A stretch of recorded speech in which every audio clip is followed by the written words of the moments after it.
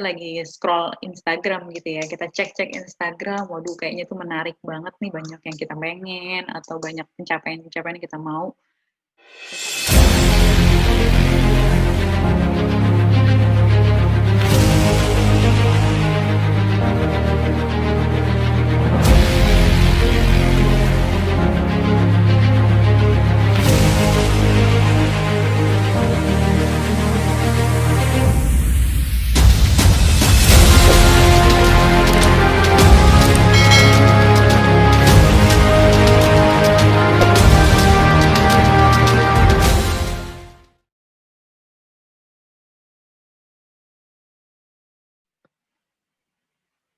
Assalamualaikum warahmatullahi wabarakatuh. Apa kabar seluruh Sobat Link dimanapun teman-teman berada? Innal hamdalillah nahmadu wa nasta'inuhu wa nastaghfiruh wa na'udzu billahi min syururi anfusina wa min sayyiati a'malina may yahdihillahu fala mudhillalah wa may yudhlil fala hadiyalah. Asyhadu an la ilaha illallah wa asyhadu anna Muhammadan abduhu wa rasuluh la nabiyya ba'dah. Alhamdulillahirabbil alamin. Puji syukur kehadirat Allah Subhanahu wa taala yang telah memberikan kita kesempatan sehingga pada hari ini kita masih dapat menjalankan ibadah di bulan suci Ramadan. Baik teman-teman, seluruh sobat Lin yang ada di rumah maupun dimanapun berada, hari ini tema yang akan saya bawakan adalah berkaitan dengan futur. Mungkin semua udah mengerti ya sebenarnya apa sih makna futur gitu ya. Nah hari ini kita mau review kembali, mau nge-refresh kembali how to deal with futur. Bagaimana kita deal nih sama rasa futur. Nah sebelumnya futur itu apa sih gitu ya. Futur itu dapat kita artikan sebagai kondisi di mana saat kita lagi beraktivitas kemudian kita terhenti dari aktivitas tersebut karena adanya misalnya rasa malas, jenuh, bosan dan sebagainya. Nah, sekerap kali kita mungkin beribadah, kemudian malas gitu ya. Kemudian atau kita ngaji hingga suatu titik kita, aduh hari ini nggak ngaji dulu deh. Nah, atau dakwah, aduh hari ini nggak ikut taklim dulu deh. Seperti itu. Nah, futur itu apa sih sebenarnya? Yaitu rasa malas, enggan, dan lamban dalam melakukan amal kebaikan. Yang tadinya kita terbiasa melakukannya, kemudian suatu titik kita mulai malas, enggan, dan ataupun kebaikan itu kita nantikan seperti nantikan maksudnya kita tunda gitu ya. Nah, di sini Rasulullah juga pernah bersabda. Rasulullah pernah berkata dalam sebuah hadis riwayat dari Imam Ahmad. Di sini dikatakan bahwa inna likulli amalin syirrah wa likulli syirratin fatrah. Jadi setiap amal itu ada masa-masa semangatnya dan setiap masa semangat itu ada masa futurnya atau masa turunnya. Nah, apa yang harus dilakukan? Faman kanat fatratuhu ila sunnati faqad ihtada.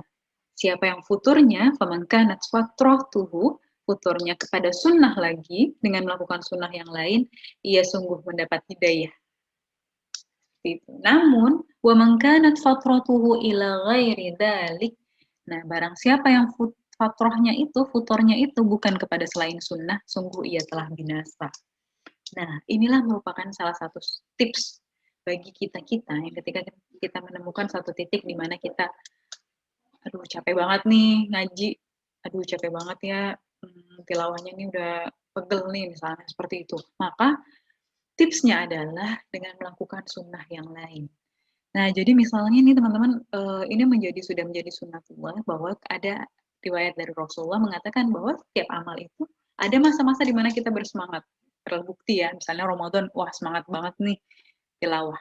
Tapi di setiap masa semangat pasti kita ada futurnya. Misalnya di hari keberapa, ya ampun udah mulai loyo, udah mulai leyeh-leyeh gitu ya, atau udah mulai beralih dengan aktivitas yang lain. Nah, maka di sini Rasulullah menasihati kita, "Faman kanat fatratuhu ila sunnati faqad ihtada." Barang siapa futurnya itu adalah kepada sunnah lagi, maka itulah yang mendapat hidayah. Nah, maka ketika nanti suatu hari kita futur dalam melakukan suatu ibadah baik, kebaikan yang lain, maka berpindahlah dari kebaikan itu ke kebaikan yang lainnya. Sehingga tidak menjadikan kita golongan yang lalai. Seperti itu. Nah, dari sini kita mau mengecek nih sebenarnya apa sih yang menyebabkan kita futur. Let's check ourselves. Kita cek diri kita sendiri. Apa ya yang bikin kita tuh males ngaji lagi? Kemarin kita rajin deh perasaan ngaji, kok hari ini males ya, kenapa? Kita cek. Wah, ternyata misalnya, wow, kita maksiat nih. Wah, maksiat memang salah satu penghalang dari kebaikan-kebaikan yang lain. Maka kita cek lagi, ada nggak ya kemaksiatan yang kita lakukan. Atau yang kedua, cinta kita terhadap dunia. Waduh, ini misalnya nih, eh, contohnya kita lagi scroll Instagram gitu ya, kita cek-cek Instagram, waduh kayaknya tuh menarik banget nih, banyak yang kita pengen, atau banyak pencapaian-pencapaian yang kita mau, dan sampai dari situ, ternyata kita terlalaikan dengan ibadah-ibadah kita. Nah, ternyata cinta dunia kita lebih tinggi misalnya. Atau, wah, hilangnya keikhlasan. Nah, misalnya kita terbiasa melakukan suatu kebaikan, tapi tanpa kita sadar atau tanpa kita berniat dengan benar, sehingga ketika kita jenuh melakukannya, kita langsung tinggalkan. Nah, berarti ada yang salah nih. Bisa jadi niat kita atau keikhlasan kita. Nah, kemudian yang keempat, nah ini berada di lingkungan yang lemah, dan ini iya banget sih. Jadi kalau lingkungan kita lemah dalam ibadahnya, atau lingkungan yang terbiasa tidak mengingat Allah, atau lingkungan yang terlalu santai, misalnya seperti itu pasti akan membawa kita menjadi seperti itu juga. Makanya penting banget kenapa ada pesantren-pesantren, karena di situ suasananya sangat mendukung kita untuk beribadah. Kenapa ada majelis-majelis taklim, kenapa ada kajian-kajian. Nah, di situ adalah lingkungan-lingkungan yang menguatkan kita untuk ibadah lagi. Dan kelima ada juga kita tidak memiliki tujuan beramal, jadi kita disorientasi gitu ya. Kita nggak jelas beramal tuh mau buat apa sih? Atau ngaji, oh ya karena Ramadan ngaji aja, tanpa kita tahu fadilah-fadilahnya, tanpa kita tahu keutamaan-keutamaannya. Oh tentu, pasti ada satu titik di mana kita akan terhenti karena kita nggak jelas tujuannya. Kita disorientasi istilahnya ya. Nah, kemudian nih juga yang keenam, berlebihan dalam beragama. Loh, kenapa tidak boleh berlebihan dalam beragama? Bukan tidak boleh, melainkan ketika kita terlalu berlebih-lebihan, maka di situ kita akan jenuh. Maka di situ ada sebuah hadis menyebutkan bahwa kita diminta untuk beramal sedikit namun rutin, seperti itu. Nah, kemudian ada juga memilih hidup menyendiri atau tidak berjamaah. Nah, ini ada juga kita terbiasa, wah misalnya nih kalau anak kos nih ya, ngurung diri aja lah di kamar, santai-santai di kamar gitu kan. Sehingga kita lupa, wah orang di luar sana udah ngapain aja nih, kita sibuk menyendiri. Padahal dengan berjamaah atau bersama-sama, kita punya satu lingkungan yang akan terus mengajak kita menuju jalan Allah, seperti itu. Nah, itu tadi beberapa hal yang kita bisa checking dulu ke diri kita sebelum kita kenapa ya kita ini futur kayak gitu. Nah, mungkin banyak faktor lainnya. Nah, dari cek itu maka kita bisa perbaiki, teman-teman.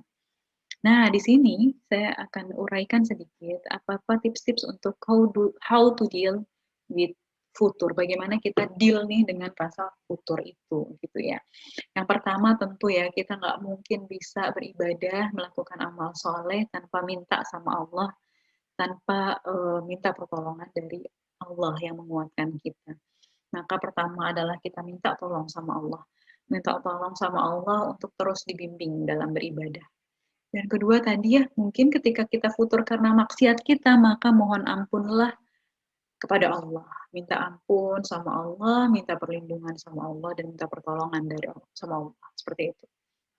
Kemudian yang kedua, mendekat dengan lingkungan yang mengingatkan kepada Allah. Nah, kita di sini bisa cari ini lingkungan-lingkungan yang bikin kita jadi ingat lagi sama Allah, atau bikin kita jadi pengen lagi beribadah, semangat lagi, dan seterusnya. Itu penting banget. Karena ada seorang ulama mengatakan bahwa manusia itu bergantung dengan lingkungannya. Seperti itu. Jadi ketika lingkungan kita buruk, kita akan sangat mudah terbawa oleh itu.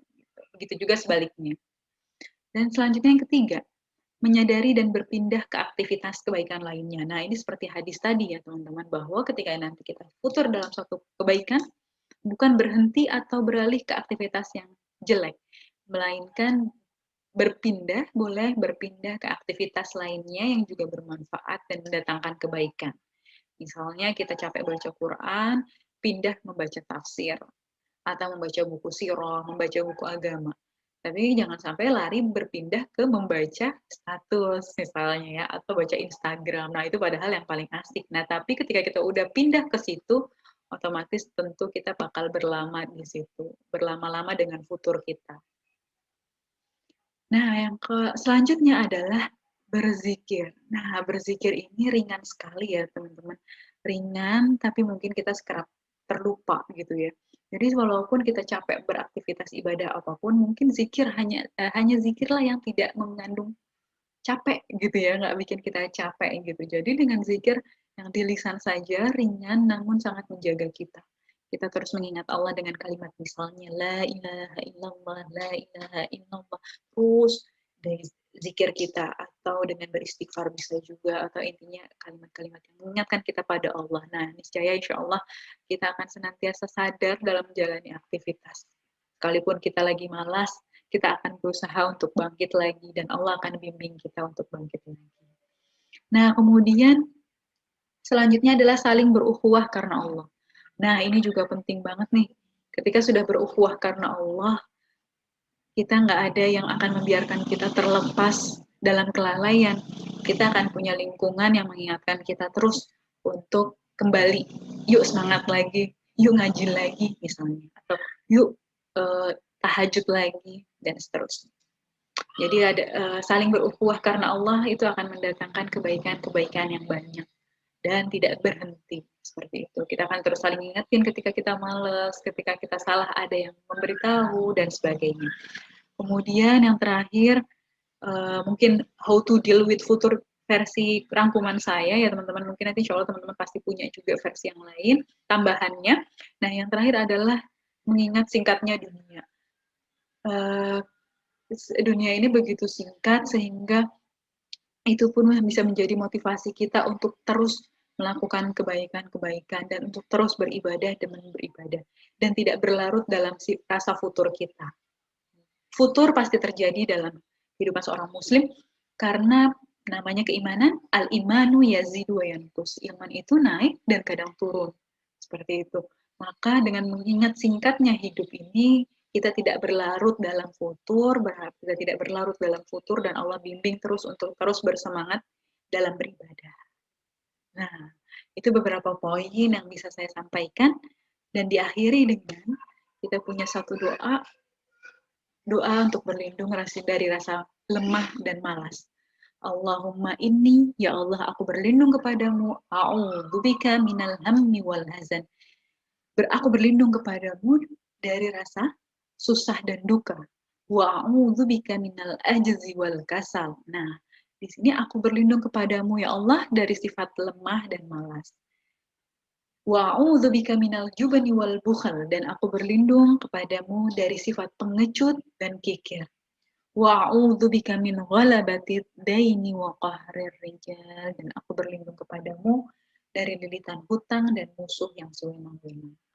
Nah, alangkah indahnya doa ini dan bahwa menunjukkan kita butuh sekali doa ini untuk berlindung dari satu sifat. Ada dua sifat tadi ya, sifat merasa lemah dan sifat malas. Karena hakikatnya manusia adalah mudah tergoda dengan yang enak-enak gitu ya, sehingga muncullah yang malas-malas seperti itu. Maka kita berlindung dari sifat tersebut. Ya Allah, saya berlindung dari sifat lemah dan malas. A'udzubika minal ajzi wal kasal. Nah, setelah doa ini, mudah-mudahan kita ketika dihadapi dengan rasa futur dalam beribadah, tidak berlarut dan Allah berikan alternatif ibadah lainnya untuk bisa kita lakukan sehingga kita tidak berhenti sampai di situ saja. Mungkin demikian review saya tentang how to deal with futur, bagaimana kita deal dengan rasa futur itu. Ini adalah nasihat untuk diri saya sendiri. Mudah-mudahan jika suatu hari ada rasa futur itu datang, kita sudah punya strateginya untuk kembali bangkit lagi, beramal solih lagi, untuk menjalankan ibadah-ibadah lagi. Mungkin bagi kita nih yang masih muda-muda, kadang-kadang kalau kita malas, aduh malas banget nih. Nah, alangkah baiknya kata malas itu tidak usah keluar dari mulut kita, melainkan kita simpan saja dan kita berdoa sama Allah. Ya Allah, berlindung dari rasa lemah dan malas. Seperti itu. Kadang-kadang kalau sering diucap, akhirnya malas beneran nih. Nah, daripada kita ucap, mending kita simpan, kemudian kita doa, kita minta sama Allah dan beristighfar. Sesungguhnya hanya Allah yang maha memberi kekuatan untuk kita terus beribadah dan hanya Allah lah yang maha melindungi kita dari segala godaan syaitan. Saya mohon maaf jika ada khilaf dalam penyampaian. Terima kasih kepada seluruh Sobat Link yang sudah mendengarkan. Selamat menanti buka puasa. Mohon maaf lahir dan batin. Assalamualaikum warahmatullahi wabarakatuh.